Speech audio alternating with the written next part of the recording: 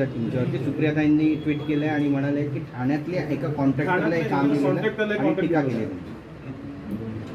आता टीका करायला त्यांना काय वेळ आहे, त्यामुळे मी काय त्या टीकेकडे काही लक्ष देत नाही. फक्त एवढंच सांगतो, झालेली घटना अतिशय दुर्दैवी आहे. छत्रपती शिवाजी महाराज यांचं महाराष्ट्राचं आराध्य दैवत आहे आणि ज्या पुतळ्याचं लोकार्पण आदरणीय प्रधानमंत्री मोदीजींनी केलं होतं, तो पुतळा त्या कार्यक्रमाला आम्ही होतो. छत्रपती शिवाजी महाराज ही आमची अस्मिता आहे आणि हा पुतळा जो आहे हा नेव्हीने उभारला होता.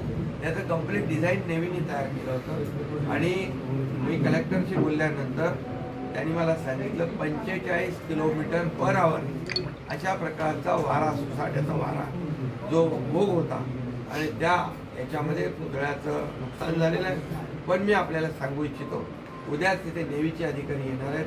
आमचे पालकमंत्री रवींद्र चव्हाण देखील घटनास्थळी गेले. मी त्यांना सांगितले, सूचना केलेल्या आहेत आणि उद्या तात्काळ यामध्ये नेव्हीचे अधिकारी, आमचे अधिकारी, हे छत्रपती शिवाजी महाराजांचा जो काही पुतळा आहे हा पूर्णाकृती, हा पुन्हा दिमाखामध्ये तिथं मजबूतीने उभा करण्याचं काम आम्ही